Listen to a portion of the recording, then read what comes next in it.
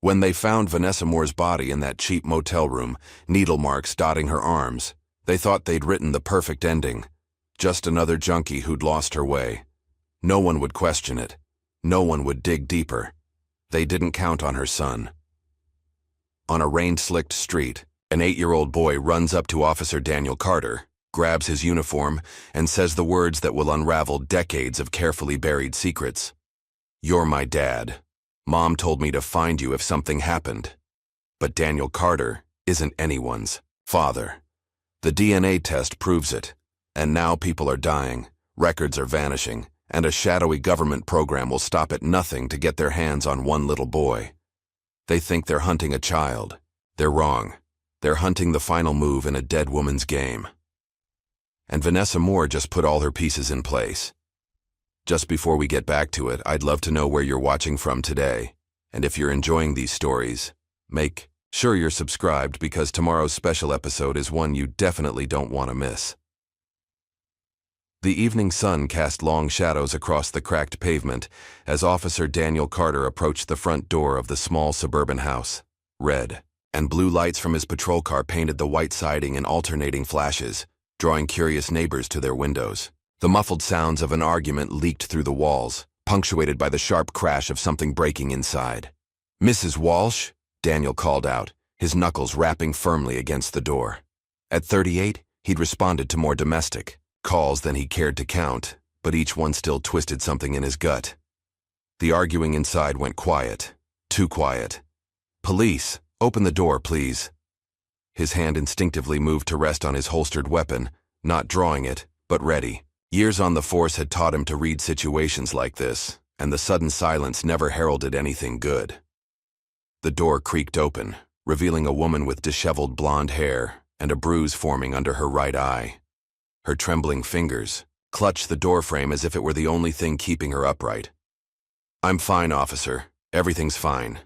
Her voice wavered, betraying the lie in her words. Daniel noticed how she held her left arm protectively against her ribs, a telltale sign he'd seen too many times before. "Ma'am, I need to come in and make sure everyone's safe." His voice remained firm but gentle, the tone he'd perfected over years of similar calls. Someone reported hearing a disturbance. A man's voice boomed from inside, slurred with alcohol and anger. "We don't need no cops here. Mind your own business." Daniel straightened his shoulders, using his full height to his advantage as he addressed the unseen man. "Sir, I'm coming in to ensure everyone's safety. That's not negotiable." His eyes never left Mrs. Walsh's face, watching as fear and relief battled across her features. The next 20 minutes played out like a well-rehearsed dance, the angry husband pacing like a caged animal, hurling threats and excuses in equal measure. The frightened wife trying to minimize the situation, making the same promises she'd probably made before.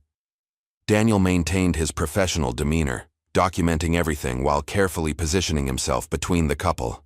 "He didn't mean it," Mrs. Walsh whispered as Daniel escorted her to her sister's waiting car. "He just gets this way sometimes when he drinks." The words were so familiar they could have been lifted from any number of similar cases in Daniel's career. "You don't have to go back," he told her quietly, holding the car door open. "There are people who can help, places you can stay." She gave him a sad smile, one he'd seen countless times before. "It's not that simple, Officer Carter." Daniel watched the sedan pull away, its taillights bleeding into the gathering darkness. His report would join countless others in the system. Another domestic dispute, another cycle of violence temporarily interrupted, but not broken. The weight of it settled on his shoulders like a familiar but unwelcome companion. The sun had fully set by the time he finished his paperwork, leaving the street bathed in the artificial glow of sodium vapor lamps. He rolled his shoulders, trying to shake off the tension of the day. One more hour until his shift ended. One more hour until he could return to his empty apartment and try to forget the look in Mrs. Walsh's eyes. That's when he heard it. The rapid padding of small feet on concrete. "Dad! Dad!" Daniel turned, more out of reflex than anything else. A small black boy was running toward him, tears streaming down his face. Before Daniel could react, the child crashed into his legs, tiny, hands gripping his uniform pants with desperate strength. "You're my dad." The words hit Daniel like a physical blow. He looked around, expecting to see someone chasing the boy or calling out for him, but the street had gone eerily still. Nearby pedestrians had stopped to stare, and even his fellow officers, loading equipment into their cruisers, had frozen in place. His partner, Ryan Mitchell, took a step forward. Concern etched on his features. Daniel held up a hand, signaling him to wait. Slowly, he knelt down, bringing himself eye level with the child. The boy couldn't have been more than 8 years old, wearing clothes that looked like they hadn't been washed in days. His dark eyes were red-rimmed from crying, but they held onto Daniel's gaze with an intensity that made him uncomfortable. "Hey there, buddy," Daniel said softly, using the same gentle tone he'd perfected over years of dealing with traumatized witnesses. "I think you might have me confused with someone else. I'm Officer Carter. What's your name?" The boy shook his head violently, his grip on Daniel's uniform tightening until his knuckles showed white. "I'm Elijah. You're my dad. Mama told me to find you if something happened." His voice cracked on the word "mama," fresh tears spilling down his cheeks. Daniel felt his throat tighten. "Elijah, that's not possible. I don't have any children." He tried to keep his voice kind but firm. "Where's your mother? Is she nearby?" "Mama's gone," Elijah whispered, his lower lip trembling. "She said you'd come for me, she promised." A small crowd had gathered now, watching the scene unfold. Daniel could hear the whispers, see the judgmental looks being cast his way. Some had their phones out, no doubt recording the encounter. His skin prickled under their scrutiny. "Officer Carter." A woman stepped forward from the crowd, wringing her hands nervously. She was middle-aged, wearing a postal worker's uniform, her face etched with concern. "I live in the apartment complex down the block. I've seen this boy wandering around for the past few days. His mother, Vanessa Moore, she passed away about 3 weeks ago." The name hit Daniel like ice water in his veins. Vanessa Moore. He hadn't heard that name in nearly 9 years, but it still had the power to make his heart skip a beat. Memories he'd buried deep came rushing back. Her smile, her laugh, the way she'd disappeared without a word. "That's not possible," Daniel muttered, more to himself than anyone else. He looked at Elijah again, really looked at him. The boy's features were nothing like his own, but there was something in those eyes that made him pause, something familiar and haunting.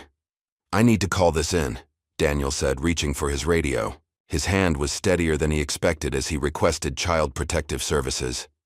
Elijah's grip never loosened, even as Daniel tried to create some space between them. "Please don't leave me," Elijah begged, his voice barely above a whisper. "Mama said you'd protect me. She said you were the only one who could." The words sent a chill down Daniel's spine. Before he could respond, a CPS car pulled up to the curb.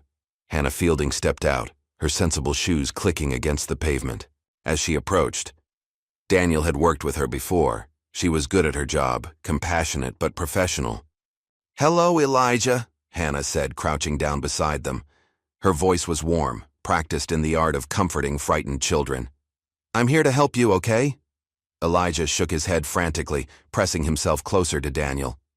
"No, I want to stay with my dad." Hannah's eyes met Daniel's, questioning. He shook his head slightly. "There must be some mistake. His mother and I, it wasn't—" He stumbled over the words, feeling the weight of everyone's stares. "I've reviewed the initial report," Hannah said quietly, keeping her voice low enough that only Daniel could hear. "Vanessa Moore left no emergency contacts, no family members we could locate. Elijah's been alone in their apartment since she passed." Daniel felt sick. 3 weeks. This child had been alone for 3 weeks, waiting for someone to come for him. Waiting for his father, who he believed was Daniel, to save him. The thought of Elijah sitting alone in an empty apartment, watching the days pass, made something twist painfully in Daniel's chest. "Buddy," Daniel said gently, trying to pry Elijah's fingers from his uniform, "you need to go with Ms. Fielding. She's going to make sure you're safe and taken care of." "You promised!" Elijah's scream cut through the evening air like a knife. Mama said you promised to always be there if she couldn't. Daniel stood up abruptly, taking a step back. I never made any such promise. I'm sorry, but I'm not your father. The words came out harsher than he intended, making Elijah flinch as if he'd been struck. Hannah moved forward smoothly, placing herself between Daniel and the boy. Come on, Elijah. Let's get you somewhere warm and safe. No, please, Elijah tried to dodge around her, reaching for Daniel. Please, Dad, don't let them take me. Daniel backed away, each step feeling like lead. He could feel Ryan's hand on his shoulder, offering silent support, but all he could focus on was Elijah's desperate face. The boy's eyes held a trust so absolute, so unshakable, that it physically hurt to look at him. It'll be okay, Elijah, Hannah soothed, gently guiding him toward her car. We're going to take good care of you. Daniel watched as Hannah led the resistant child toward her vehicle. Elijah kept looking back, his eyes locked on Daniel until the last possible moment. Just before Hannah helped him into the back seat, Elijah called out one last time, his voice carrying across the now quiet street. Mama told me you'd come for me. The car door closed with a soft thud, and Daniel turned away. He could feel Ryan's questioning gaze, could sense the curiosity radiating from the gathered crowd, but he couldn't deal with any of it right now. He walked back to his cruiser, his movements mechanical, trying to ignore the way his hands had started to shake. As he slid behind the wheel, Daniel caught his reflection in the rearview mirror. The face that stared back at him looked older somehow, worn down by the weight of what had just happened. He started the engine, watching in the side mirror as Hannah's car pulled away from the curb. Something deep inside him stirred, a memory he couldn't quite grasp, a face he'd tried so hard to forget. Vanessa's face. 9 years ago, she'd stood in the rain outside his apartment, promising to call him the next day. He'd watched her walk away, never knowing it would be the last time he'd see her. What had happened to her in those 9 years? What could have made her tell her son that Daniel was his father? And more importantly, what had she been afraid of? The desperation in Elijah's voice when he said Daniel was the only one who could protect him echoed in his mind. No, not his son. The DNA test would prove that. It had to. Daniel put the car in drive, but his eyes kept drifting to the rearview mirror, watching until Hannah's taillights disappeared around a corner. Only then did he realize he'd been holding his breath. He let it out slowly, trying to push away the image of Elijah's trusting eyes, the feeling of those small hands clutching his uniform. It wasn't his problem. It couldn't be his problem. He had a job to do, a life to live. Whatever Vanessa had told her son, whatever reason she had for pointing him toward Daniel, it wasn't his responsibility. But as he pulled away from the curb, heading back to the precinct to finish his shift, Daniel couldn't shake the feeling that this wasn't over. Somewhere in the back of his mind, a small voice whispered that he was leaving something important behind, something that would change his life forever. The streetlights blurred past his window, each one casting shadows that seemed to dance with secrets. Secrets that Vanessa had taken to her grave. Secrets that had somehow led her son straight to him. Daniel tightened his grip on the steering wheel, forcing himself to focus on the road ahead, but he couldn't stop his mind from wandering back to that last night with Vanessa. She'd been different then, distracted. Had she known even then that she was going to disappear? Had she been running from something even back then? The precinct loomed ahead, its familiar outline offering no comfort tonight. Daniel parked in his usual spot, but he couldn't bring himself to get out of the car just yet.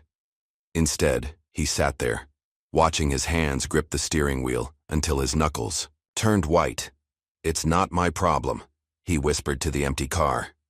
But even as the words left his mouth, he knew they were a lie. Whatever was going on, whatever Vanessa had been involved in, it had found its way to his doorstep in the form of a desperate 8-year-old boy, and something told him this was just the beginning. Daniel finally stepped out of his car, the evening, air feeling heavier than it had just hours ago. The weight of Elijah's words, of Vanessa's ghost, settled around his shoulders like a cloak he couldn't shake off. As he walked into the precinct, he tried to convince himself that tomorrow would be just another day, but deep down he knew better. Tomorrow would bring questions he wasn't ready to answer, memories he wasn't prepared to face, and a truth he might not want to know. The truth about Vanessa, about Elijah, and about whatever darkness had driven them both into his life. The precinct. Door closed behind him with a final sounding click, leaving the night to keep its secrets for just a little while longer. But as Daniel made his way to his desk, he couldn't shake the feeling that those secrets wouldn't stay buried for long. And when they finally came to light, he had a feeling his life would never be the same. Daniel lay in his darkened bedroom, staring at the ceiling as the digital clock on his nightstand ticked past 3 a.m. Sleep refused to come. Every time he closed his eyes, he saw Elijah's face, those desperate, trusting eyes that seemed to bore straight through him. The boy's words echoed in his mind. "Mama told me to find you." The ceiling fan spun lazily above him, its shadows dancing across the walls. Daniel had always prided himself on compartmentalizing, on being able to leave the job at work. But tonight was different. Tonight, the past he'd carefully buried had come knocking at his door in the form of a child who couldn't possibly be his.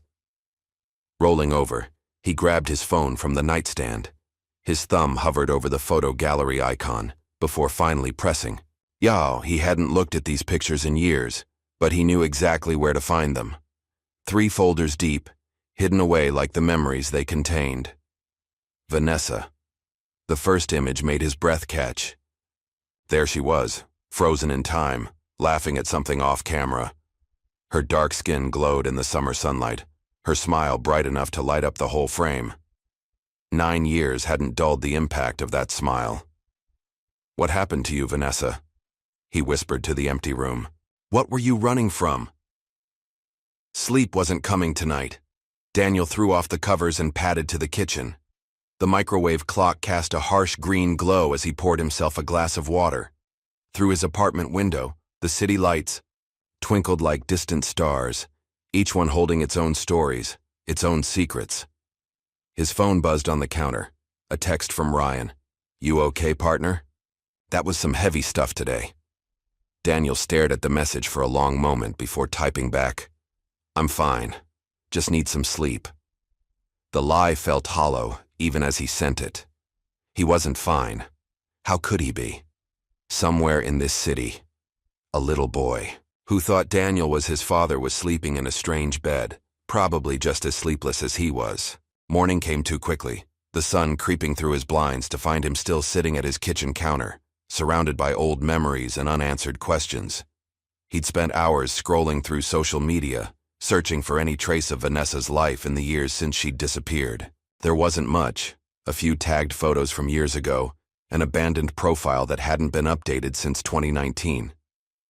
The precinct was buzzing with energy when Daniel walked in, but he felt disconnected from it all, moving through the morning briefing, like a ghost.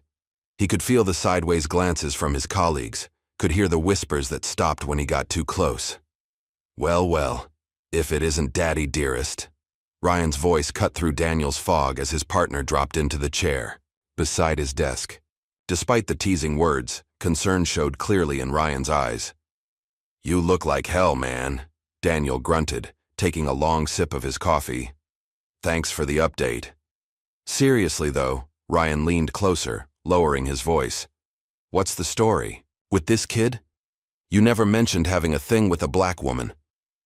"Because it wasn't a thing," Daniel snapped, then immediately regretted his tone. He ran a hand through his hair, sighing. "Look, it was 9 years ago. Vanessa and we dated for a few months. Then she disappeared. No explanation, no goodbye, nothing. Until yesterday, I hadn't heard her name in almost a decade." Ryan whistled, low. "And now her kid shows up claiming you're his father? That's some soap opera stuff right there." "He's not mine." Daniel's voice was firm, but something twisted in his gut as he said the words. "The timeline doesn't even make sense. Elijah's 8, which means she was already pregnant when you were together," Ryan finished. Or nothing. It's impossible." Daniel stood up abruptly, needing to move, to do something. "I need some air." The precinct's roof had always been his sanctuary, a place to clear his head when cases got too heavy. The morning air was crisp, carrying the promise of autumn. Below, the city was waking up, streets filling with people going about their normal lives. How many of them were carrying secrets like Vanessa's? The door behind him creaked open. "Thought I'd find you up here." Captain Sarah Martinez's voice was gentle but firm. "We need to talk about yesterday." Daniel didn't turn around. "There's nothing to talk about." The boy was confused. "CPS is handling it." "Is that why you pulled up Vanessa Moore's case file at 4 a.m.? Now he did turn, surprised. The captain held up a hand before he could speak. "The system logs everything, Carter. Want to tell me what you're looking for?" Daniel hesitated, then decided on the truth. Something doesn't feel right. Vanessa wasn't perfect, but she was smart, determined. She wanted to go to law school, had her whole life planned out. Then she vanishes, and 9 years later she's found dead in a motel room? People change, Daniel. Addiction? No. He cut her off. "You didn't know her. This doesn't make sense." The captain studied him for a long moment. The talk screen showed heroin in her system. There were track marks on her arms. Sometimes the simplest explanation is the right one. But Daniel was already shaking his head. Then why tell Elijah I was his father? Why tell him to find me if something happened to her? Maybe she felt guilty. Maybe she wanted her son to have someone to turn to, or maybe— The captain paused, choosing her words carefully. Maybe she was just too far gone to think clearly. The words stung, even though Daniel knew they were meant to be kind. He turned back to the city view, his hands gripping the railing. "I need to know for sure. I'm going to take the DNA test." "Already scheduled," Captain Martinez said, surprising him again. "CPS called this morning. They're expediting it given the circumstances." Daniel nodded, grateful for her efficiency if nothing else. A DNA test would put this whole thing to rest. Prove once and for all that Elijah wasn't his responsibility, that whatever Vanessa had been involved in, it had nothing to do with him. So why did the thought fill him with such dread? The rest of the morning passed in a blur of paperwork and routine calls. Daniel went through the motions, but his mind kept drifting back to Elijah. What was the boy doing right now? Was he scared? Alone? Did he still believe Daniel would come for him? Around noon, his phone buzzed with a text from an unknown number. His heart skipped a beat when he read it. "He won't stop asking for you." It was Hannah Fielding from CPS. Daniel stared at the message, his thumb hovering over the keyboard. Finally, he typed back, "How is he?" The response came quickly. "Scared. Confused. He refuses to talk to anyone else. Maybe if you came by." Daniel closed his eyes, letting out a slow breath. He should say no, should maintain professional distance, should wait for the DNA test results. What's the address? 20 minutes later, he pulled into the parking lot of the CPS center. It was a plain building, trying too hard to look cheerful. With its bright murals and colorful playground equipment, Daniel sat in his car for a long moment, questioning his decision to come. The choice was made for him when a small face appeared in one of the windows. Even from this distance, he could see Elijah's eyes light up with recognition. The boy disappeared from view, and seconds later, the front door burst open. "Dad!" Elijah ran across the parking lot, ignoring Hannah's calls to stop. Daniel moved without thinking, meeting the boy halfway. Elijah crashed into him with the same desperate energy as yesterday, small arms wrapping around Daniel's waist. "You came back," Elijah whispered into Daniel's uniform. "I knew you would." Daniel's hands moved of their own accord, resting on Elijah's shoulders. The boy was trembling slightly, and Daniel could feel the dampness of tears soaking through his shirt. Hannah approached more slowly, her expression a mixture of relief and concern. "He hasn't eaten since yesterday. Wouldn't sleep. Just kept saying his dad would come." The words hit Daniel like a physical blow. He looked down at Elijah. Really, looked at him. The boy's clothes had been changed, CPS issue probably, but his eyes held the same unwavering trust as before. "Why don't we go inside?" Hannah suggested gently. "We can talk in my office." Elijah's grip tightened. "You won't leave again?" "Daniel, Should say no. Should explain that he wasn't really Elijah's father, that this was all a mistake. Instead, he heard himself say, "I'll stay for a while." Hannah's office was designed to be kid-friendly, with comfortable chairs and toys scattered around. Elijah refused to let go of Daniel's hand as they sat down, as if afraid he might disappear if they lost physical contact. "Elijah," Hannah began softly, "can you tell Officer Carter what your mom told you about him?" The boy's face scrunched up in concentration. She said if anything ever happened to her, I should find you, that you were a police officer and you'd protect me." "Protect you from what?" Daniel asked, keeping his voice gentle. Elijah shook his head, pressing closer to Daniel's side. "She didn't say. She just made me memorize your name and what you looked like from an old picture. She said you were my dad, and that you'd keep me safe." Daniel exchanged glances with Hannah over Elijah's head. Something about this wasn't adding up. Why would Vanessa spend years telling her son about a man who wasn't his father?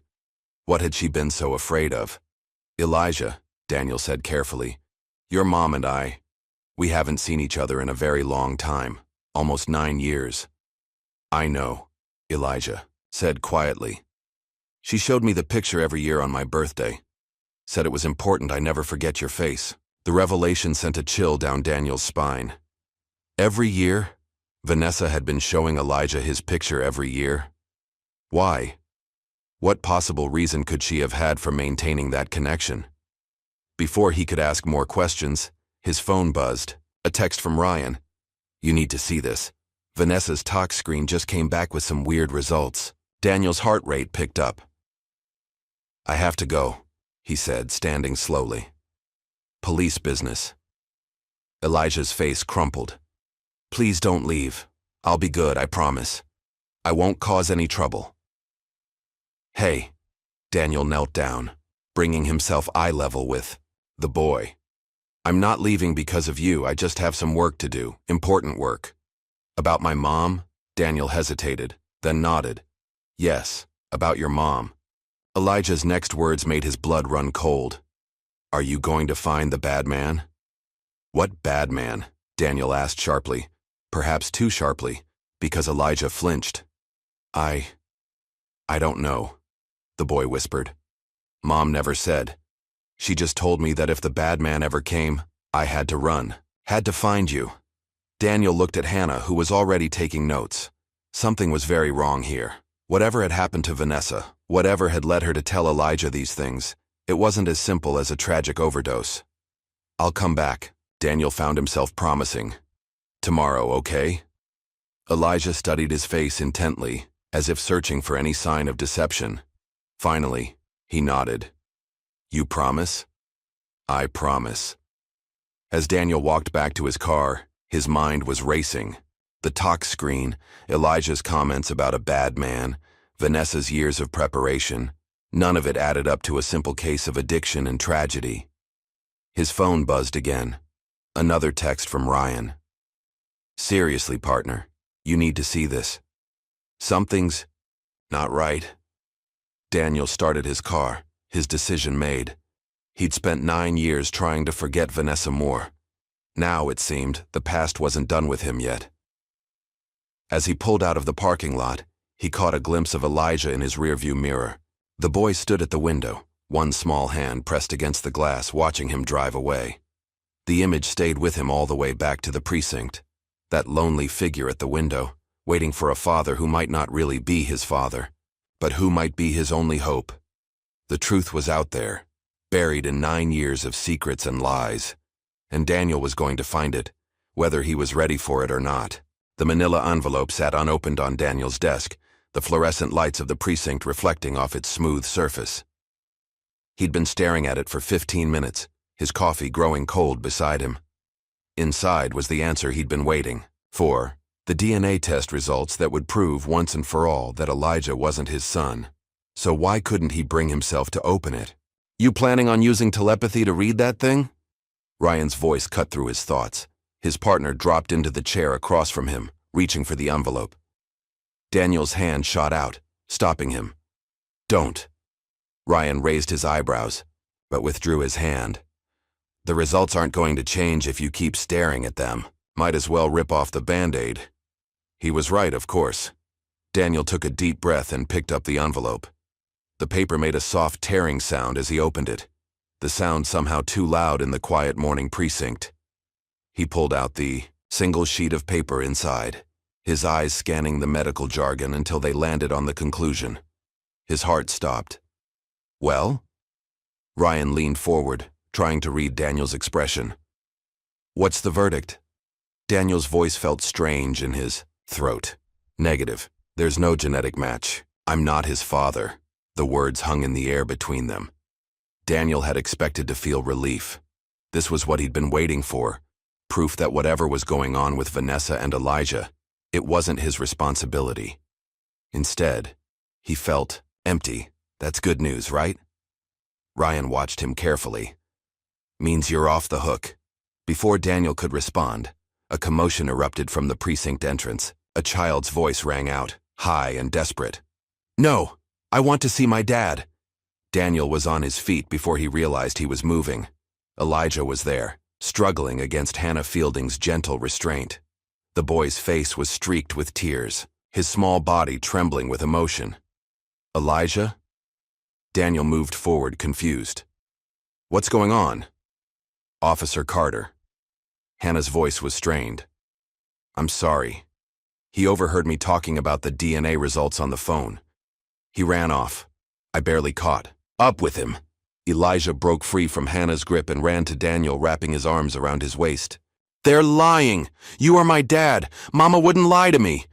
The precinct had gone quiet, all eyes on the scene unfolding.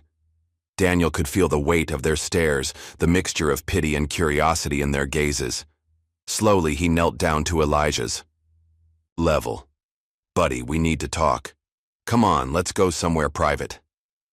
He led Elijah to the break room, away from the prying eyes. The boy's hand clutched his tightly, as if afraid Daniel might disappear. Hannah followed, closing the door behind them. Elijah, Daniel began gently. Sometimes grown-ups make mistakes. Sometimes they tell us things that aren't. No! Elijah's shout was raw with pain. Mama wouldn't lie. She made me promise to find you. She said you were the only one who could keep me safe. Safe from what, Elijah? Daniel pressed, seizing the opportunity.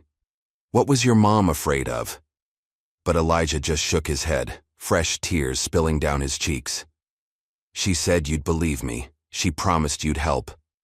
Hannah stepped forward, her voice soft but firm. Elijah, I know this is hard to understand, but the test shows that Officer Carter isn't your biological father.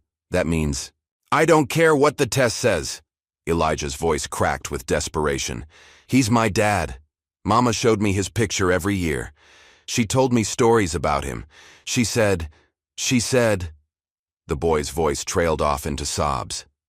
Daniel felt something break inside him as he watched Elijah cry. Without thinking, he pulled the boy into a hug, feeling the small body shake against him. Why would she lie? Elijah whispered into Daniel's shirt. Why would she make me memorize your face if you weren't my dad? It was a good question, one that had been nagging at Daniel since this whole thing began. Why would Vanessa spend years preparing her son to find a man who wasn't his father? What had she been so afraid of that she'd construct such an elaborate lie? Hannah cleared her throat softly. Elijah, there's a nice family waiting to meet you. They have experience with children who've lost their parents, and they're very excited to... No! Elijah's grip on Daniel tightened. I want to stay with my dad. I'm not your father, Elijah. The words felt like ash in Daniel's mouth. The test proves it. Then why did you come back yesterday? Why did you promise to protect me? Daniel had no answer for that. He looked at Hannah helplessly, but her expression was professionally neutral.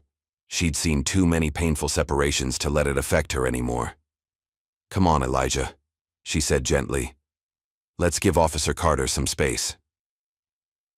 Wait. Daniel surprised himself by speaking. Can I have a minute with him? Alone? Hannah hesitated, then nodded.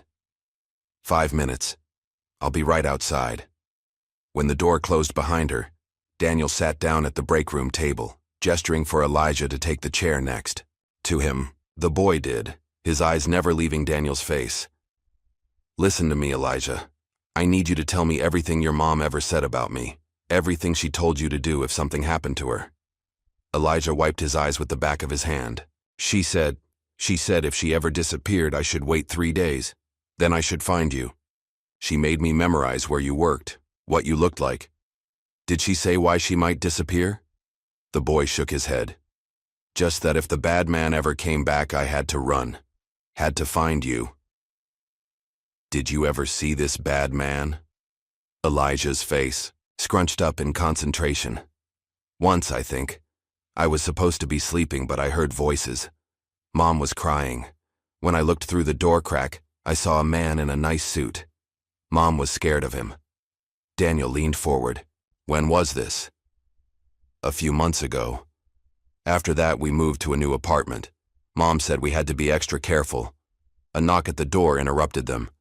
Hannah poked her head in. "Time's up." Daniel stood, his mind racing with this new information. As Hannah led Elijah toward the door, the boy turned back one last time. "Please don't give up on me," he whispered. "Please don't let them take me away." The door closed behind them, leaving Daniel alone with his thoughts. He pulled out his phone, scrolling through his recent calls until he found the number he was looking for. "Tanya, this is Officer Daniel Carter. We need to talk about Vanessa." 2 hours later, Daniel sat across from Tanya Lawson in a small coffee shop 3 blocks from the precinct. She looked different from the last time he'd seen her. Older, more worn down by life. But her eyes still held the same sharp intelligence he remembered. "I wondered if you'd come asking questions," she said, stirring her untouched coffee. "When I heard about Vanessa—" "What happened to her, Tanya? The real story, not the official one." Tanya glanced around the coffee shop nervously before leaning forward. "You have to understand, Vanessa was complicated, but she wasn't a junkie.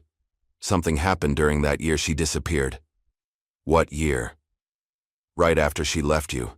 She vanished for almost a year. When she came back, she had Elijah." Daniel's heart rate picked up. "Did she ever say where she'd been?" "No, but she was different, scared.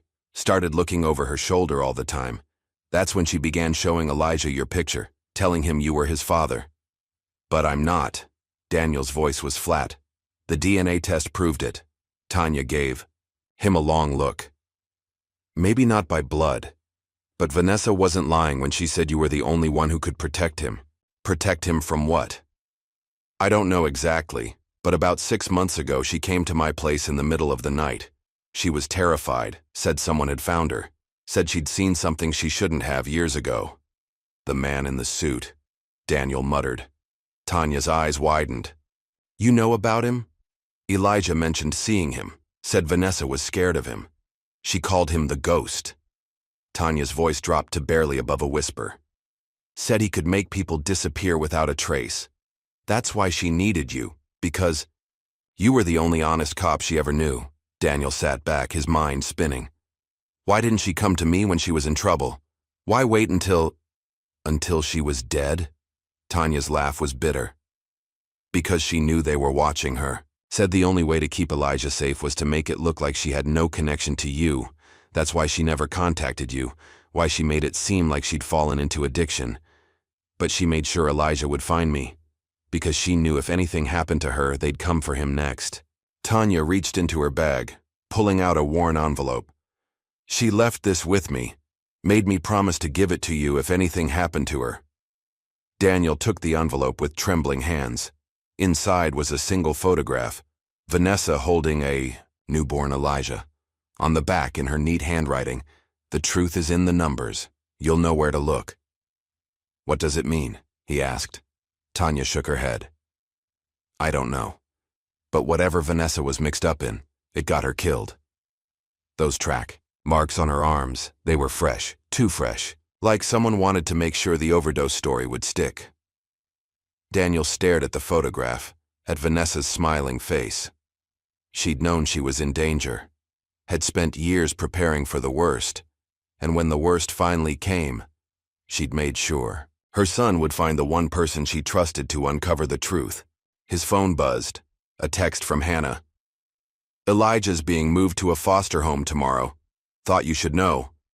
Daniel looked at the picture again, then at Tanya. The man in the suit. Would you recognize him? If you saw him again? Maybe. Why? Because I'm not letting this go. Vanessa might not have been telling the truth about me being Elijah's father, but she was telling the truth about something. And I'm going to find out what it was. Tanya reached across the table, gripping his arm. Be careful, Daniel. The people who killed Vanessa, they're powerful, connected. You start digging, they'll come for you too. Let them try. Daniel stood up, tucking the photograph into his pocket. I made a promise to protect that boy. DNA test or not, I intend to keep it. As he walked back to the precinct, Daniel's mind was racing. The truth was in the numbers Vanessa had written. What numbers? Where was he supposed to look? His phone buzzed again, Ryan this time. Partner, you need to see this. Found something weird in Vanessa's bank records. Daniel picked up his pace. The web of lies was starting to unravel, thread by thread. Somewhere in this mess of secrets and half-truths was the real reason Vanessa had died. The real reason she'd made sure her son would find Daniel, and he was going to find it no matter the cost. Because DNA test or not, Elijah was counting on him. And this time, Daniel wasn't walking away. Daniel stared at the computer screen, his eyes burning from hours of searching through digital records. Elijah's birth certificate should have been easy to find. It was a basic public record after all. But it wasn't there. Not in the state database, not in the hospital records, not anywhere. It's like he doesn't exist, Ryan muttered, leaning over Daniel's shoulder. How is that possible? Daniel rubbed his tired eyes. Add it to the growing list of things that don't make sense. He clicked through another database search. No school records either, at least not under Elijah Moore. Maybe Vanessa used a different name. Maybe. Daniel sat back in his chair, thinking. What did you find in those bank records? Ryan pulled up a chair, lowering his voice despite the empty precinct. It was well past midnight, but neither of them could bring themselves to leave. That's the weird part. Vanessa Moore barely had any transactions in the months before she died. No rent payments, no utility bills, nothing. She was paying cash? That's just it. There were no cash withdrawals either. It's like she was living off the grid. Ryan pulled out his notebook. But here's where it gets interesting. Every 3 months, exactly $5,000 would appear in her account. No source listed, no transaction history. The money would sit there for exactly 12 hours, then disappear again. Daniel leaned forward. Someone was laundering money through her account? Looks like it. But why keep the same pattern for years?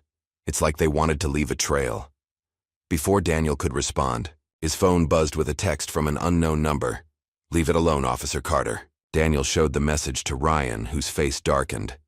They're watching you. Good. Daniel's voice was hard. Means we're getting close to something. A noise from down the hall made them both turn. At this hour, the precinct should have been empty except for the skeleton night crew. Daniel's hand moved instinctively to his weapon as he stood. Check the security cameras, he whispered to Ryan, moving toward the sound. The hallway was dark, lit only by the emergency exit signs. Daniel moved silently, years of training taking over. Another sound, metal on metal, like someone picking. A lock. It was coming from the evidence room. Daniel pressed himself against the wall, inching closer to the corner. He could hear someone moving inside the room, papers rustling, drawers opening and closing. His radio crackled softly. Ryan's voice, barely a whisper. Cameras are down, complete blackout. Daniel drew his weapon, took a deep breath, and rounded the corner. The evidence room door was ajar, a slim beam of flashlight visible through the gap. Daniel could make out a figure moving inside, methodically going through the files. Police! Don't move! The figure froze for a split second, then the flashlight beam swung toward Daniel's face, blinding him. He heard rather than saw the person rush past him, knocking him off balance. Ryan, suspect heading your way. Daniel recovered and gave chase, his feet pounding against the linoleum floor. Ahead, he could hear the fire exit door slam open. He burst through it seconds later, emerging into the cool night air. The parking lot was empty. No sign of movement, no sound of running feet. Whoever it was, they knew what they were doing. Ryan joined him, breathing hard. Lost them. But look, what they dropped. In his hand was a crumpled piece of paper. Daniel smoothed it out under the parking lot lights. It was a photocopy of Vanessa's autopsy report, but not the official one he'd seen before. This one had different numbers, different findings. "They're cleaning up," Daniel muttered. "Replacing records, erasing evidence." "We need to check Vanessa's apartment," Ryan said. "If they're destroying evidence here." They didn't finish the sentence. Both were already running to Daniel's car. The drive to Vanessa's apartment was tense, filled with unspoken fears. What if they were too late? What if whoever had broken into the precinct was already there, destroying whatever clues Vanessa might have left behind? The apartment building was quiet, most windows dark.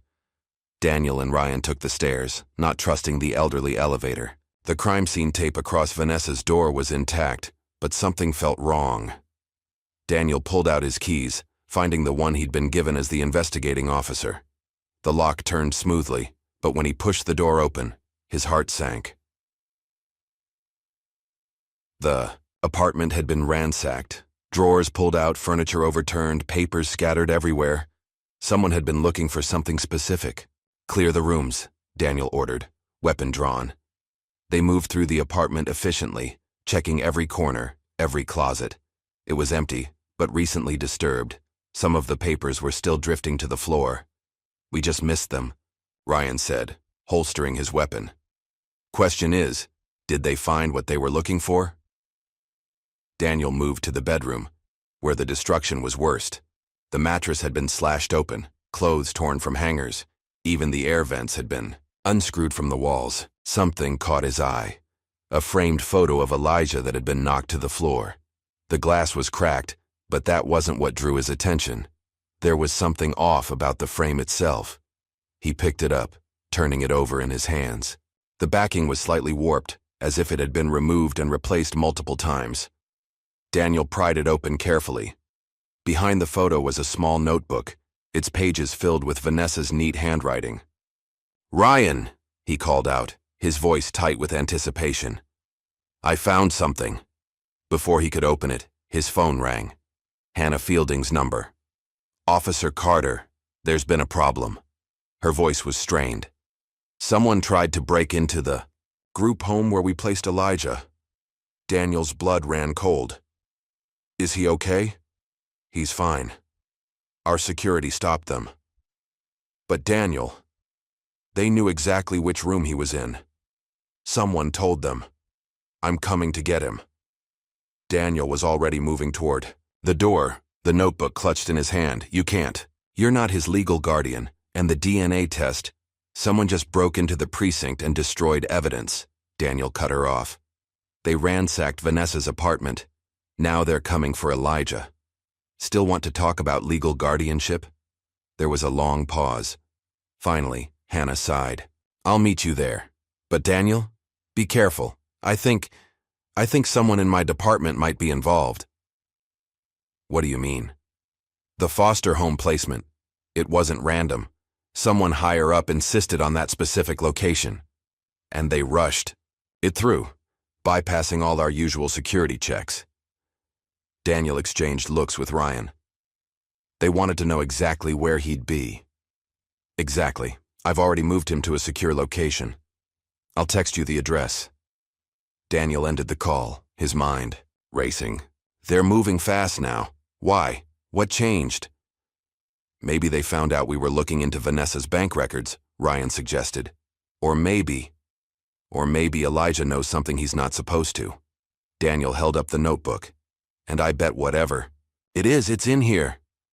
They headed back to the car, Daniel clutching the notebook like a lifeline. But before they could reach it, his phone buzzed again. Another text from the unknown number. "Last warning, Officer Carter. Walk away, or the boy won't be the only one who needs protection. Daniel showed Ryan the message. His partner whistled low. They're getting desperate.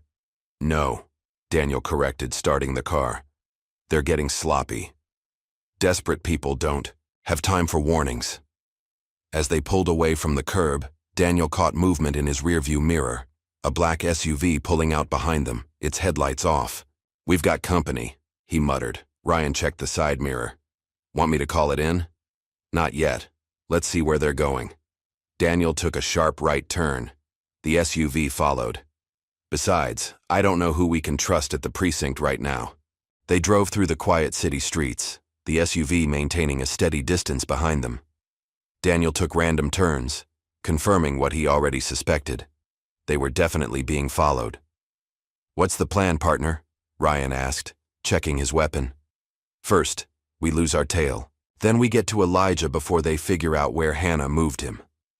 Daniel's phone buzzed with Hannah's text, an address on the outskirts of town. After that, we find out what's in this notebook that's worth killing for.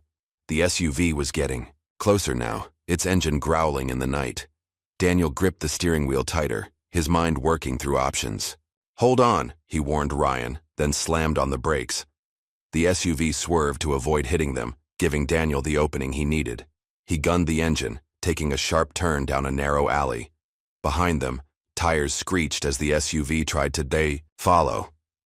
They're not cops, Ryan observed, bracing himself as Daniel took another turn.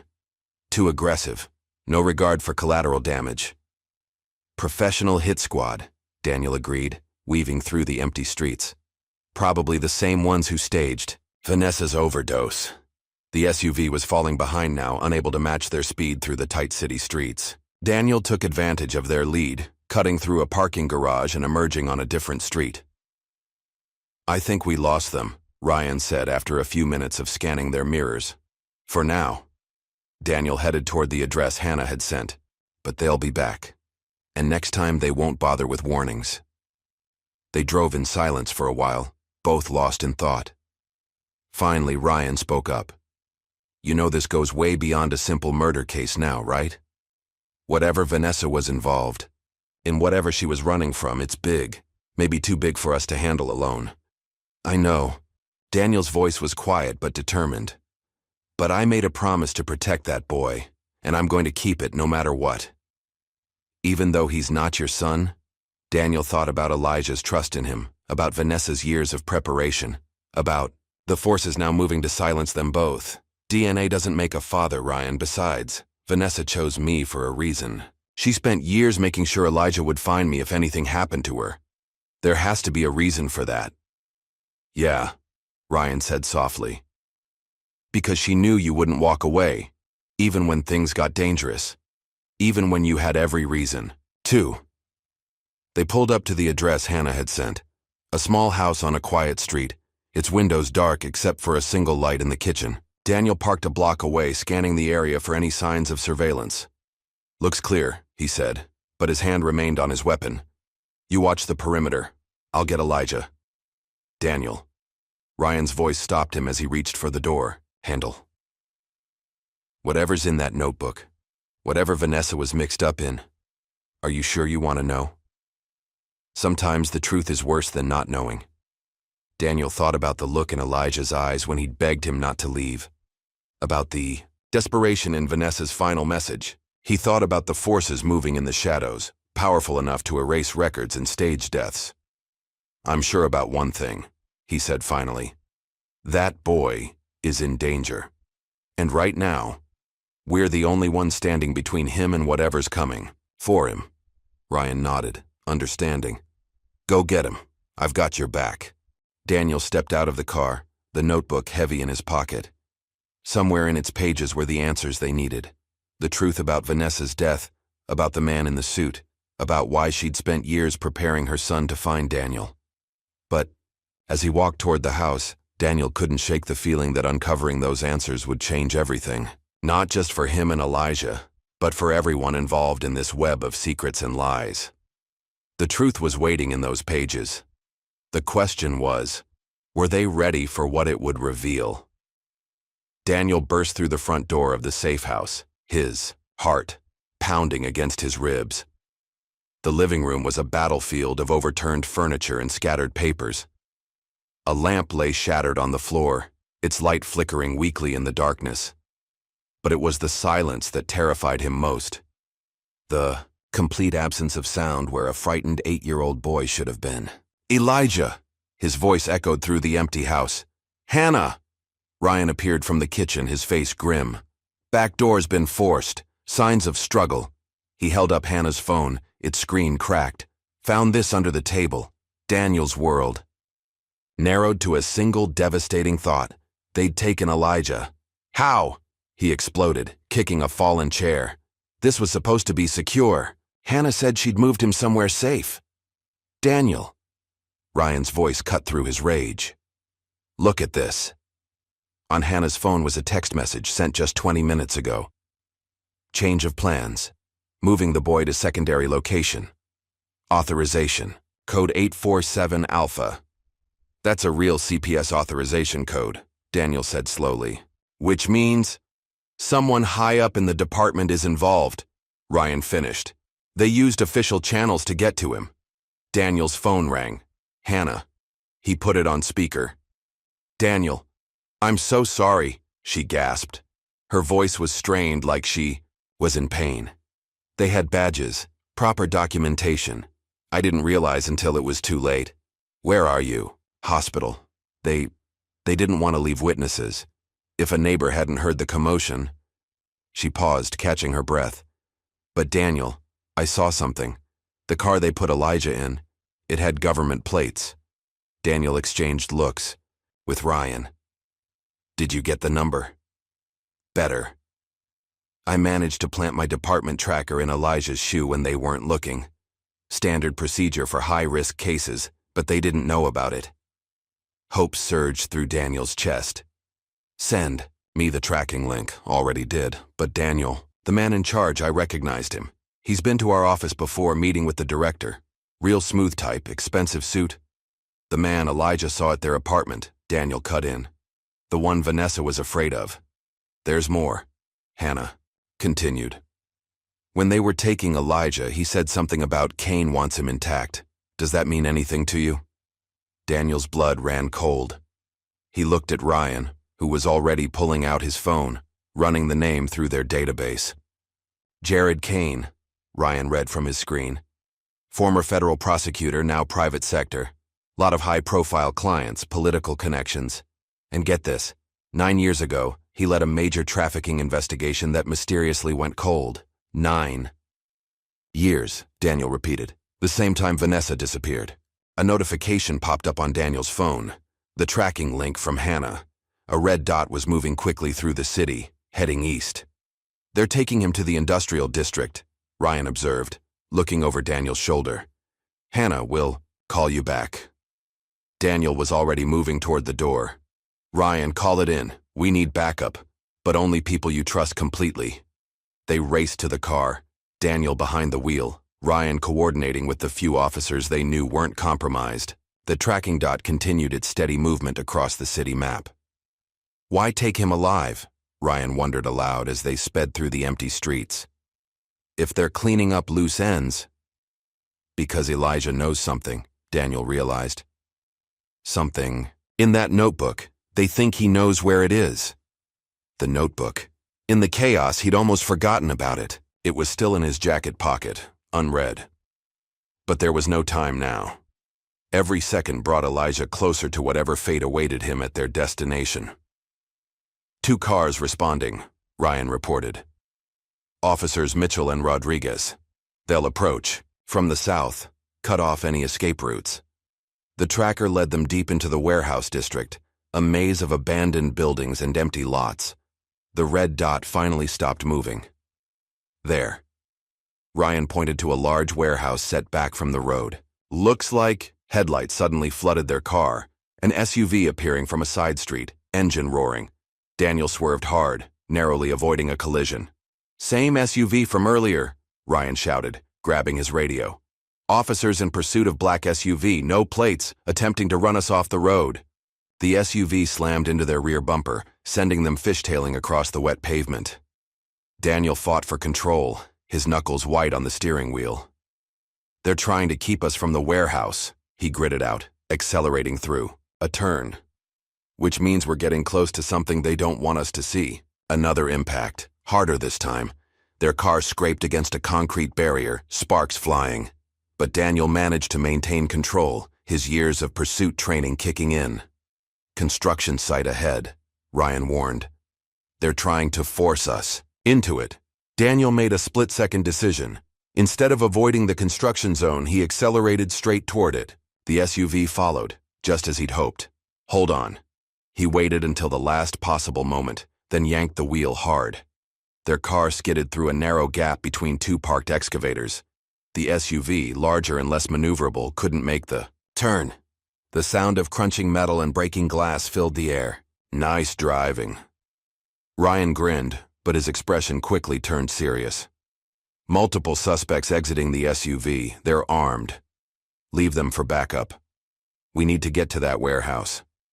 They abandoned their damaged car 2 blocks from the warehouse, approaching on foot. The building loomed ahead, its broken windows like empty eyes in the darkness. "Side entrance," Ryan whispered, pointing to a partially open door. "Recent activity. Look at the marks on the ground." They moved silently, weapons drawn. Inside, the warehouse was a cathedral of shadows, moonlight filtering through the broken roof. Their footsteps echoed on the concrete floor despite their best efforts at stealth. A child's voice cut through the darkness. "I told you I don't know where it is."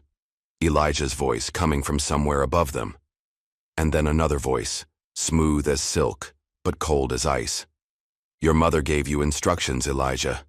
Very specific. Instructions, just like she instructed you about Officer Carter. Tell me what else she told you." Daniel and Ryan exchanged glances, then began moving toward a metal staircase leading to a second-floor office. Each step felt like an eternity, the metal creaking softly beneath their feet. "I don't know anything else." Elijah's voice cracked with fear. "Please, I want my dad. Officer Carter is not your father." The man's voice hardened. "The DNA test proved that. Your mother lied to you, Elijah, just like she lied to a lot of people." They reached the top of the stairs. Through a dirty window, Daniel could see into the office. Elijah was tied to a chair, tears streaming down his face. A man in an expensive suit stood before him, Jared Kane himself, looking exactly like his photo in the database. "Breach on 3, Daniel mouthed to Ryan. "You take the 1. By the door, I'll handle Kane." Ryan nodded, moving into position. 1, 2. A phone rang. Kane pulled out his cell phone, answering it with his free hand. His face darkened as he listened. "What do you mean they got away?" he snapped. "Find them. They can't be far." Daniel burst. Through the door, weapon raised. "Police! Hands where I can see them!" Kane's reaction was instantaneous. He grabbed Elijah, pressing a gun to the boy's head. "Back off, Officer Carter. You're interfering with a federal investigation." "Federal investigation?" Daniel kept his weapon steady, even as his heart raced. "Is that what you call murdering? A woman and kidnapping her child?" "Vanessa Moore was a criminal," Kane said smoothly. "A witness who turned on us, tried to blackmail her way into witness protection. Her death was unfortunate, but necessary." "Dad!" Elijah's voice was small, terrified. "It's okay, buddy," Daniel said softly, never taking his eyes off Kane. "Everything's going to be okay." Kane laughed, a cold, empty sound. "Still playing daddy? How touching. But we both know the truth, don't we? The DNA test proved you're nothing. To this boy, just another cop who couldn't mind his own business. If I'm nothing, then why did Vanessa spend years making sure Elijah would find me?" Daniel took a careful step forward. "What did she know, Kane? What was worth killing her for?" Something flickered across Kane's face. Uncertainty? Fear. The woman was delusional. She thought she could expose things she didn't understand. Things bigger than all of us. "Like the trafficking ring you were investigating 9 years ago?" Ryan's voice came from behind Kane. The one that mysteriously went cold? Kane's grip on Elijah tightened. You have no idea what you're dealing with. The people I work for, they don't just make problems disappear, they make entire families disappear. Is that what happened to Elijah's real father? Daniel asked. The question made Kane's eyes narrow. Is that why there's no birth certificate, no records? Because his father was one of your victims? Careful, Officer Carter. You're asking questions. That got Vanessa killed. No, Daniel said quietly. Vanessa died because she found evidence. Evidence she hid in that notebook you're so desperate to find. Kane's composure cracked slightly. Where is it? Safe. And if anything happens to Elijah, it goes public. Every name, every transaction, every dirty little secret Vanessa collected. Is that worth risking, Kane? Are your bosses that confident in your ability to contain the damage? A bead of sweat rolled down Kane's temple. His gun hand trembled slightly. Last chance, Daniel warned. Let him go. For a moment, no one moved. Then Kane's phone rang again. He glanced at the screen, and Daniel saw real fear cross his face. The moment of distraction was all they needed. Ryan fired, the shot grazing Kane's shoulder. The man staggered, his grip on Elijah loosening. Daniel lunged forward, tackling Kane. As Ryan pulled Elijah to safety, they crashed to the floor, Kane's gun skittering away. The man fought like a cornered animal, but Daniel had rage and righteousness on his side. The fight was brief but brutal. When it was over, Kane lay handcuffed and bleeding, his expensive suit covered in dust. Dad!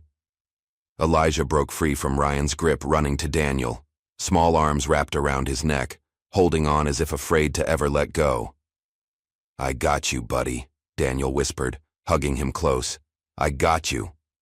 The sound of sirens filled the air, their backup finally arriving, but Kane started laughing, a desperate, unhinged sound. You think this is over? He spat blood from his split lip. You think arresting me changes anything? The people I work for, they'll never stop. Not while the boy lives. Not while he knows. Knows what? Daniel demanded.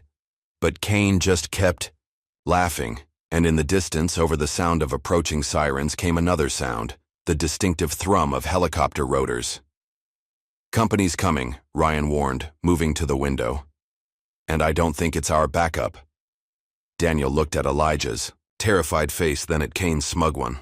Whatever Vanessa had known, whatever she had hidden away, it was big enough to bring a private army down on their heads. Ryan, get Elijah out of here. Use the back stairs. Stay low. What about you? Daniel checked his weapon, thinking of the notebook in his pocket. I'm going to find out what's in this thing that's worth killing for. Go. As Ryan led Elijah away, Daniel turned to Kane. Start talking. What did Vanessa see 9 years ago? What was worth orphaning her son? Kane's smile was bloody. You really want to know, Officer Carter? Are you ready to learn just how deep this rabbit hole goes? The helicopter was getting closer. Soon, the warehouse would be surrounded. Whatever answers Kane had, whatever secrets Vanessa had died protecting, they were running out of time to uncover them. The night wasn't over yet, and somewhere in the darkness, the truth was waiting to be found. The warehouse erupted in chaos as Daniel moved through the shadows, his heart pounding against his ribs. Through the maze of crates and abandoned machinery, he could hear Kane's men coordinating their search patterns. They were professionals, former military by their movements, but they'd made one crucial mistake. They'd underestimated Elijah. Clear the south entrance, a voice crackled over their radios. Target's location unknown. Daniel smiled grimly. He knew exactly where Elijah was, and more importantly, he knew what the boy was capable of. In the 3 days since the kidnapping, he'd seen enough to understand why Kane's people were so desperate to get him back. The boy's mind worked like nothing he'd ever seen. Pattern recognition, spatial awareness, mathematical computations that should have been impossible. All processed, at speeds that defied explanation. More than that, Elijah could read people with uncanny precision, predicting their movements and decisions before they made them. A shadow moved to Daniel's left. He froze, but it was Ryan. moving silent as a ghost. "They've got the building surrounded," his partner whispered. "At least 20 men, heavy weapons. But something's wrong. They're nervous." "They should be," Daniel replied softly. "They lost visual on Elijah 6 minutes ago." Ryan nodded, understanding. They'd both seen what happened when you lost track of the boy, how he could process information about his environment and use it to seemingly vanish, only to appear where you least expected him. Above them, in the warehouse's old office complex, Kane's voice rang out. "Find him! The boy doesn't leave this building." Daniel keyed his radio, keeping his voice low. "Elijah? You reading the situation?" "Yes." The boy's whisper came through clear and precise. 23 hostiles. 4 at the north exit, 6 south, the rest. Moving in standard search grid pattern. They're favoring their left sides. Weighted for body armor. Response time averaging 2.3 seconds between commands and execution. Even after everything he'd seen, Elijah's capabilities still stunned Daniel. No 8-year-old should be able to process tactical information like that. But then, no normal 8-year-old could memorize entire blueprints with a single glance, or calculate trajectory angles in their head. "What's your position?" "Maintenance tunnel, sub-level 2. They don't know about it. It's not on the current blueprints. But it was on the original 1987 plans. Mom made me memorize all of them." Course she had. Vanessa had spent years preparing Elijah for this, teaching him to use his enhanced cognitive abilities not just to survive, but to fight back. "Stay put," Daniel ordered. "We're coming to you." "No." Elijah's voice was calm, measured. "Kane's getting desperate. His superiors are demanding results. He's going to start executing hostages soon, starting with Officer Mitchell." Daniel's blood ran cold. They'd captured Ryan's partner during the initial raid. "How can you know that?" Micro-expressions in his last broadcast. Vocal stress patterns. Indicate escalating aggression. Plus, I can hear them prepping the execution site. North office, 2nd floor. The acoustics match the architecture plans. This was what made Elijah so valuable to them. Not just his enhanced mental capabilities, but the way he could process and synthesize information from multiple sources simultaneously. See patterns where others saw only chaos. "We need a distraction," Ryan muttered. An explosion. Rocked the building's north side. Not large, but precisely targeted. Fire alarms blared, sprinklers activated.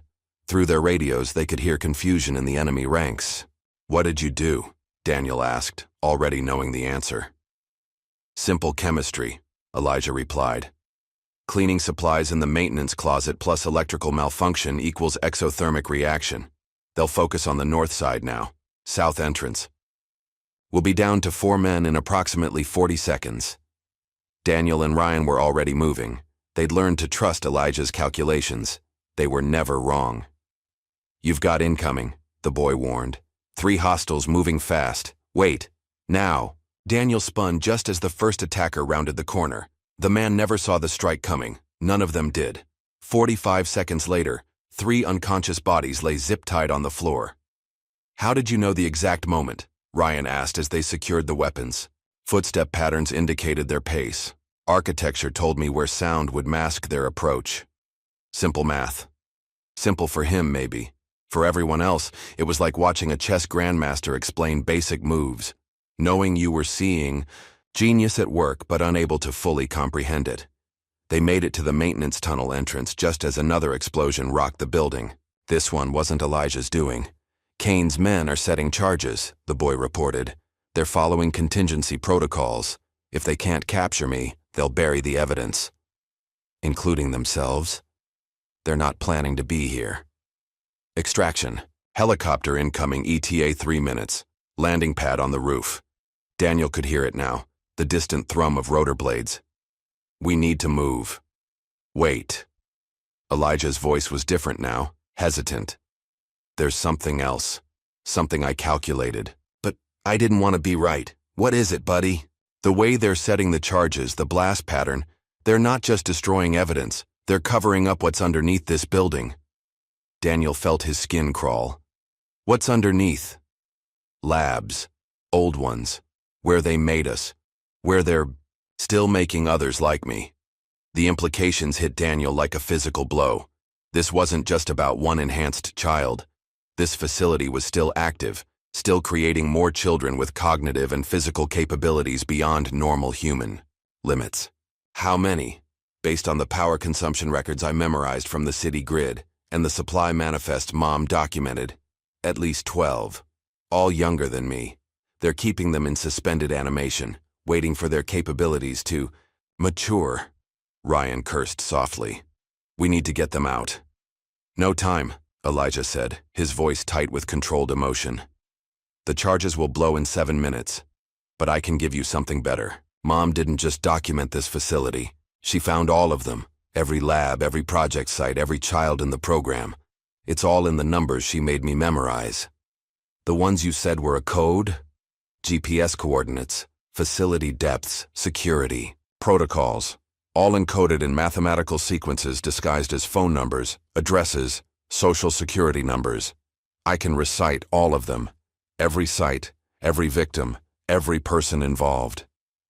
Now Daniel understood why Kane was willing to burn everything to the ground. Elijah wasn't just another enhanced child. He was a living database of Project Oracle's entire operation. Incoming! Ryan's shout coincided with the sound of boots on metal stairs. Sub-level access points 3 and 4, Elijah reported. 8 hostiles total. They've adjusted their search pattern. Someone told them about the maintenance tunnels. Daniel could hear Kane's voice now, closer than before. Bring him to me. Alive. Too late, Elijah said quietly.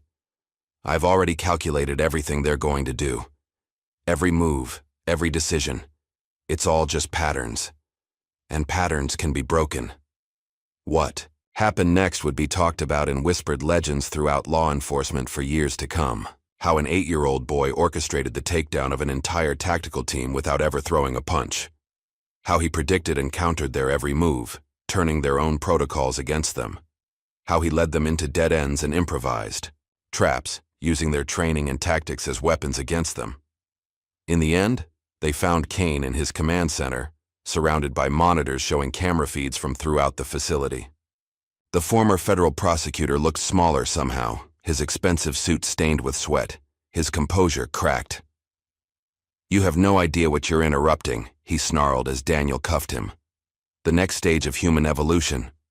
The next stage of human weapons, you mean? Daniel cut him off. Using children as your test subjects. Test subjects? Kane laughed, bitter and hollow. That boy is worth more than 1,000 normal humans.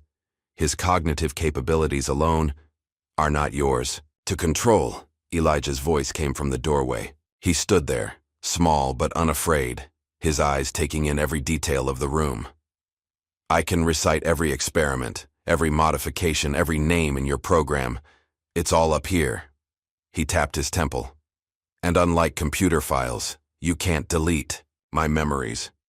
Kane's face went pale. You can't. The fail-safes mean nothing to me. Mom made sure of that. She spent years teaching me to break your conditioning, to use what you gave me against you. And now? Elijah smiled. And for the first time, Daniel saw the weight of everything the boy carried. Every memory, every pattern, every secret of Project Oracle. Now I'm going to tell them everything.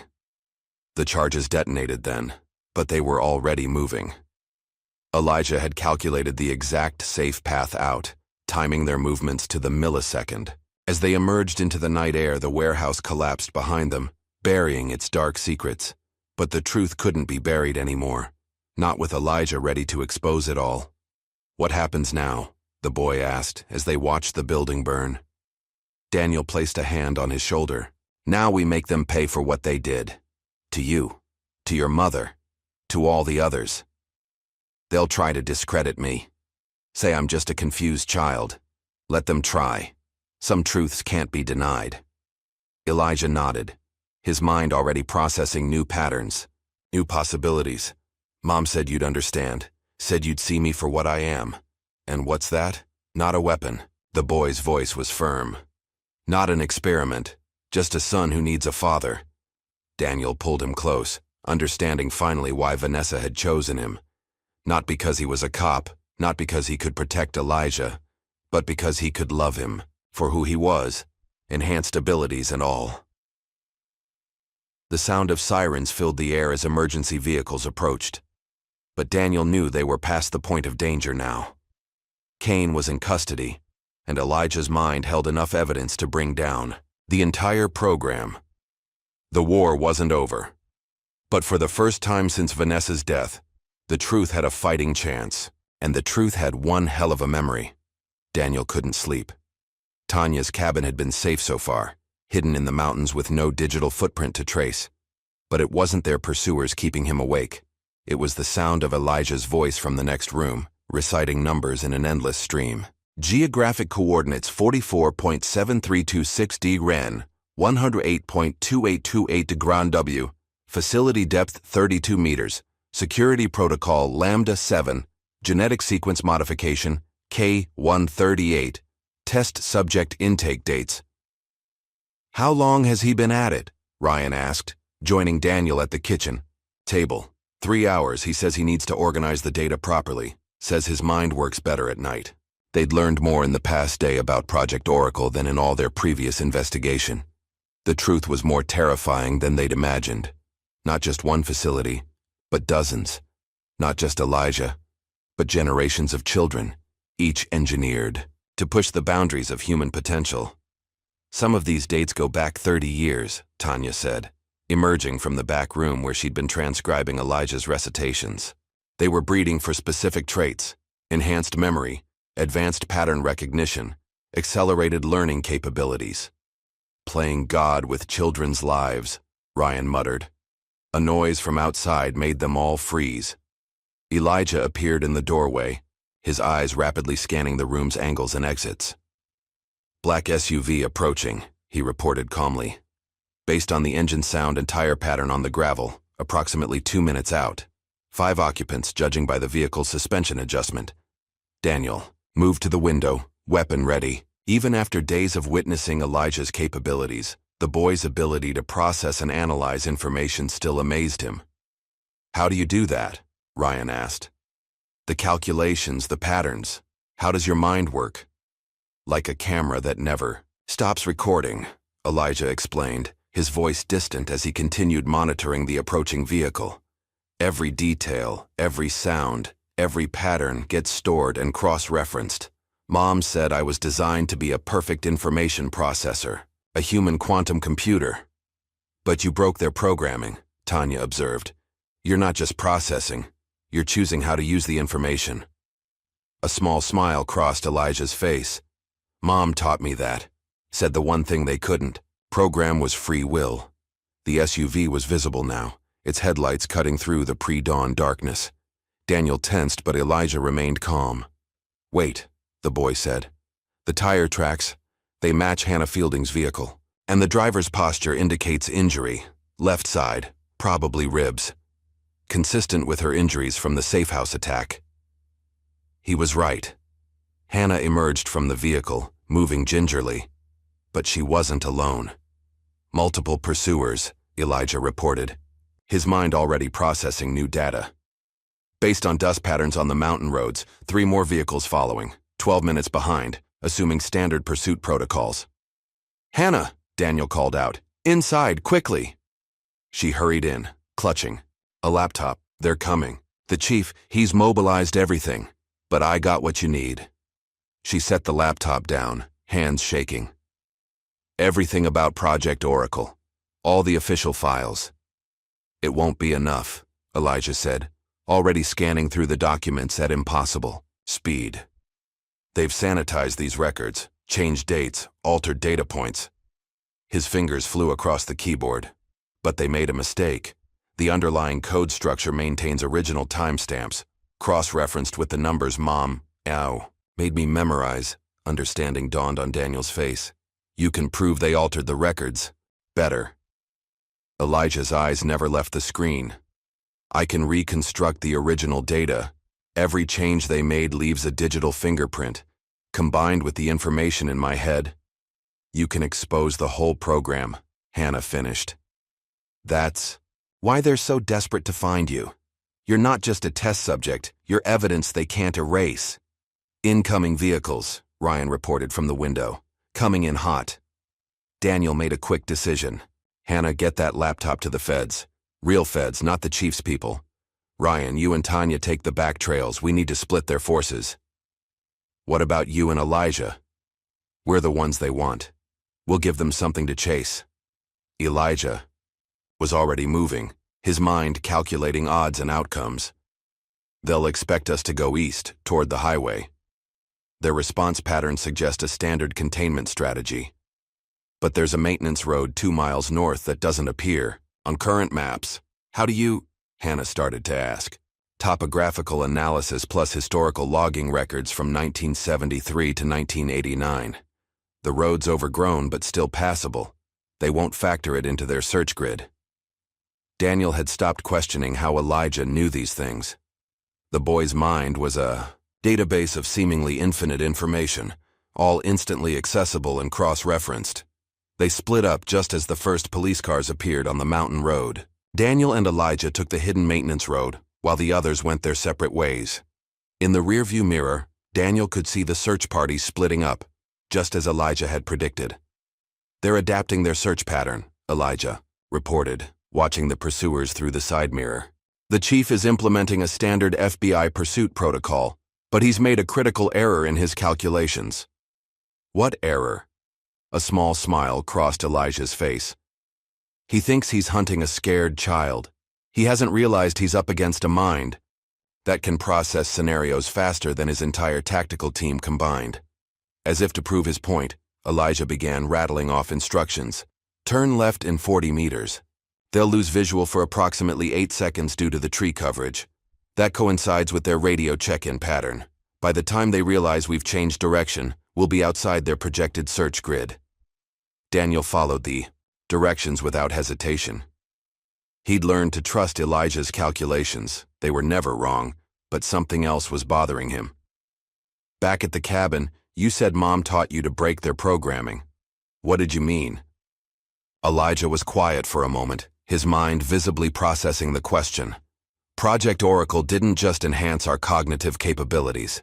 They tried to program us, condition our enhanced minds to follow their commands without question. Most of the others, they never broke free of it. But you did. Mom figured out that emotional connections could override their programming. Real ones, not the artificial loyalty they tried to implant.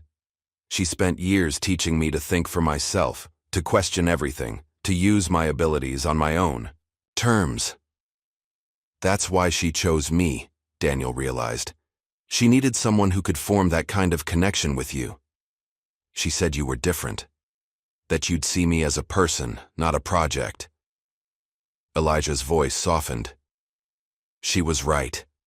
Their moment was interrupted by the sound of helicopter rotors. The chief was pulling out all the stops.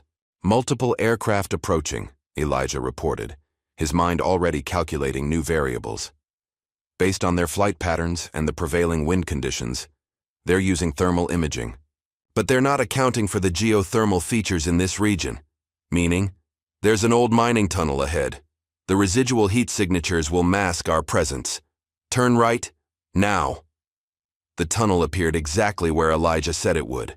They killed the lights and waited in darkness as the helicopters passed overhead. Chief Williams is getting desperate, Elijah observed, listening to the radio chatter they'd intercepted. His superiors are demanding results. Project Oracle's entire infrastructure is at risk. Because of what you know? Because of what I can prove. Elijah's voice was firm. Every experiment, every modification, every child in the program, it's all documented in my memory. Perfect recall was one of their improvements. They just never thought one of their subjects would use it against them. Daniel's phone buzzed. A text from Hannah. Files delivered to FBI Special Agent Sarah Martinez. She's trustworthy. Moving to secure location.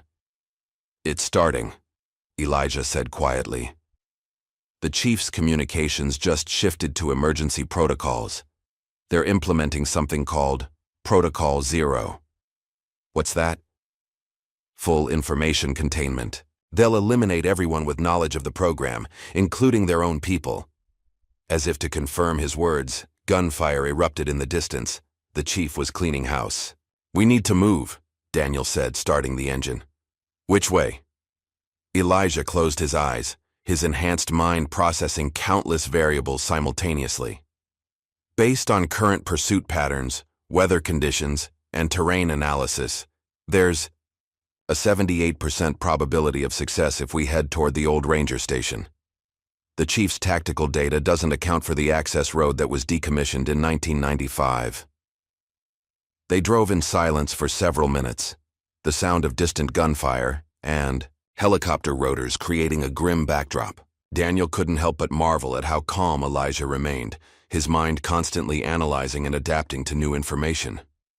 "You know what happens when this goes public," Daniel said finally.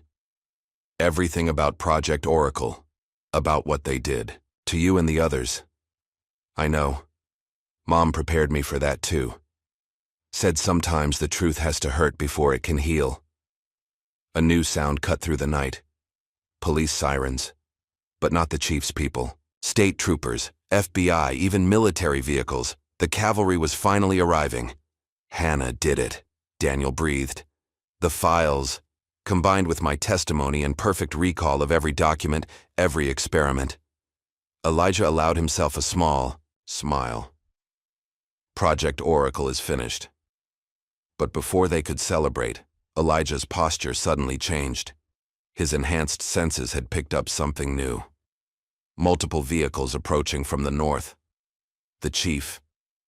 He's not running.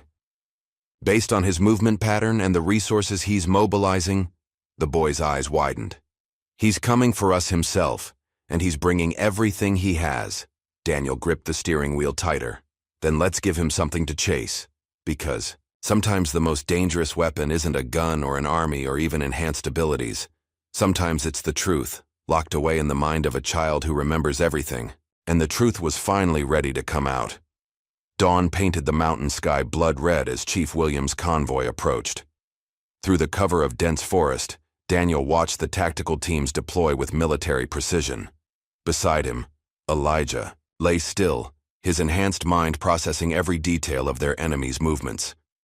38 personnel total, the boy whispered. Standard tactical formation, but modified for mountain terrain. Based on their equipment loadout and movement patterns, they're running a full containment protocol. Can we outmaneuver them? Elijah's eyes flickered rapidly, calculating countless variables. They're using predictive algorithms to anticipate our moves, but their software is based on standard human response patterns. They haven't adapted their calculations for enhanced cognitive capabilities. That had been their advantage from the start. The chief's people were hunting what they understood, a desperate cop and a frightened child. They weren't prepared for what Elijah really was, a mind capable of processing information faster than their most advanced computers. "The chief is implementing a 3-tier containment strategy," Elijah continued, reading the tactical patterns like a book. "But there's a flaw in their perimeter. They're not accounting for the terrain's impact on their radio communications. 20-second delay between their northern and eastern units." Daniel had learned to trust these analytical insights completely. Elijah's mind didn't just see details, it saw patterns within patterns, processing variables too complex for ordinary human comprehension. How long until the FBI's task force arrives? Based on their last known position and current weather conditions, Elijah paused, running the calculations. 18 minutes. We need to survive until then. A shot rang out, striking the tree above them. The chief's voice boomed through a megaphone. "It's over, Daniel. You have no idea what you're interfering with." But Daniel knew exactly what they were interfering with. Elijah had spent hours documenting everything, every experiment, every child in the program, every scientist and official involved. His perfect recall had turned him into a living archive of Project Oracle's crimes. "They're adjusting their formation," Elijah reported calmly. The chief's stress patterns indicate escalating desperation. "He's implementing Protocol Omega." "What's that?" "Total information containment. They'll eliminate everyone with knowledge of the program, including their own personnel." Elijah's voice remained steady, but Daniel could see the emotional toll. of processing so much data. We have 3 minutes before they start executing their own people. Daniel keyed his radio. Ryan, you copy? Here, partner. We're in position. They had planned for this. While the chief's forces focused on Daniel and Elijah, Ryan and a trusted team of state police had quietly surrounded the area. But timing would be everything. Remember what we discussed, Elijah said softly. When I give the signal, everyone must move exactly as calculated. The success rate drops to 31% if we deviate by even 2 seconds. Another shot, closer this time. The chief was done negotiating. Last chance, Daniel, he called out. Think about what you're throwing away. That boy represents the next stage of human evolution. Enhanced cognitive processing, perfect recall, predictive analysis capabilities beyond anything we've achieved artificially. He's worth more than 1,000 ordinary humans. He's a child, Daniel shouted back. A child you tried to turn into a weapon. A weapon? The chief laughed. We're creating the future. Every enhanced child in our program represents a leap forward in human potential. Elijah is just the beginning. But Elijah wasn't listening to the chief's ranting. His enhanced senses had picked up something else. Multiple vehicles approaching from the south. FBI tactical units based on their engine signatures and formation patterns. But they won't arrive in time to prevent Protocol Omega. Daniel checked his weapon. Then we move now, you ready? The boy's eyes met his, and in them Daniel saw not fear, but absolute certainty. I've calculated every possible scenario. There's only one way this ends without massive casualties. He paused, then added softly. Mom would have been proud of this plan. Daniel squeezed his shoulder. She already was, buddy. She knew exactly what you'd become. Elijah's plan was brilliant in its simplicity. While the chief's forces focused on containing them, they had failed to secure their own communications. Every radio transmission, every tactical update, every piece of data flowing through their command network, Elijah had been silently cataloging it all. Now, the boy whispered. Daniel keyed his radio and chaos erupted. Every tactical frequency suddenly filled with contradictory orders. Commands that seemed to come from the chief himself sent units scrambling in wrong directions. Authentication codes appeared compromised. Trust between units dissolved as Elijah fed their own protocols back to them in ways that created maximum confusion. How? The chief's voice crackled with rage. How are you doing this? Simple pattern analysis. Elijah's voice came through every radio, calm and clear. Your tactical protocols follow standard military algorithms. Once you understand the base pattern, disrupting it is just mathematics. The chief's forces began to fragment. Some units retreated, believing they'd received official orders. Others, frozen in confusion as their command structure collapsed. A few turned on their own teammates, unable to distinguish friend from foe in the communication chaos. You see what he can do? The chief was shouting now, his composure shattered. The perfect tactical processor, a mind that can outthink our best computers, and you want to waste that potential? You still don't understand, Daniel called back. His abilities aren't what make him special. It's his humanity, the very thing you tried to program out of him. Elijah's voice cut through every channel again, implementing final sequence. The boy had predicted everything, how the chief would react, where his people would move, even how the terrain would affect their response times. Now those predictions played out with mathematical precision as Ryan's team closed the trap. The Fuhr. Chief found himself suddenly isolated, his forces scattered or contained. But instead of surrendering, he raised his weapon. If I can't have him, he snarled, no one will. Multiple shots rang out, but Elijah had calculated this too. The chief's emotional state, his firing stance, even the wind's effect on his aim. All processed and factored into the final plan. Every bullet missed its mark. State police swarmed in, followed moments later by FBI tactical teams. The chief's remaining forces, their command structure in shambles, surrendered without resistance. As they led the chief away in handcuffs, he kept staring at Elijah with a mixture of rage and awe. You could have been a god, he spat. We were creating gods. No, Elijah said quietly. You were creating prisoners. The only difference is, I learned how to break free. The aftermath unfolded exactly as Elijah had predicted. FBI agents documented everything, while the boy recited names, dates, and locations with perfect clarity. Every child in the program, every facility, every person involved, all preserved in his enhanced memory. Hours later, they sat in the FBI field office, watching the news coverage explode across every channel. Project Oracle exposed, dozens of arrests, enhanced children freed from facilities across the country. What happens now? Elijah asked, his voice small and tired after hours of providing testimony. Now, Daniel said softly, we make sure nothing like this ever happens again. Hannah appeared in the doorway, holding a thick folder and wearing a smile. I have something for you both. Emergency custody papers. Given the extraordinary circumstances, the judge was persuaded to expedite things. Daniel's heart skipped a beat. You mean? Congratulations, Hannah said, holding out the folder. You're officially a father. Elijah looked up at Daniel, his enhanced mind for once not calculating or analyzing, just feeling. Really? Even though...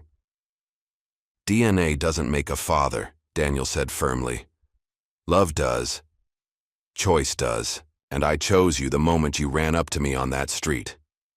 Just like Mom knew you would, Elijah whispered. She calculated the probability was 94.3% that you'd protect me. But she said the numbers weren't what mattered. She said your heart was what made her certain. Ryan appeared with coffee and news. You guys see the reports? They found the other kids. Dozens of them, all with enhanced cognitive capabilities. They're calling it the Oracle generation. They'll need help, Daniel said. Guidance. People who understand what they've been through. People. Like us? Elijah asked hopefully. Daniel smiled. Exactly like us. Through the window they could see the sun setting on a world forever changed. Project Oracle was exposed, its architects facing justice. The enhanced children would grow up free, their remarkable abilities their own to control. And in a small office in the FBI building, a father and son who had chosen each other held on tight, knowing that whatever challenges lay ahead, they would face them together. Because sometimes the strongest bonds aren't written in DNA but in the choices we make. Sometimes the best families are the ones we build ourselves, piece by piece, choice by choice, love by love. Elijah dozed off against Daniel's shoulder, his enhanced mind finally resting after processing so much information. Daniel held him close, thinking of the journey that had brought them here. Of a desperate boy running up to a cop on the street. Of a mother's brilliant final plan to protect her son. Of a conspiracy exposed, and a family forged in the flames of truth. The Oracle generation would need protectors, guides, family, and they would be there, father and son, chosen family, ready to help build a world where no child would ever again be seen as just an experiment, because in the end, that's what family does. They protect, they choose, they love, and they never let go. As darkness fell over the city, Daniel watched his son sleep, marveling at how something so extraordinary could also be so perfectly normal. Elijah might have been designed to be a human computer, but he had become something far more important. He had become a son, a boy who needed not just protection but love, not just guidance but understanding. And Daniel had become something he never expected, a father. Not because of DNA or destiny, but because sometimes love is the most powerful algorithm of all. The night deepened, but neither of them moved. They had fought for this moment, earned it with truth and courage and choice. Tomorrow would bring new challenges, new battles, new chances to protect the Oracle generation. But for now, in this quiet moment, they were simply father and son.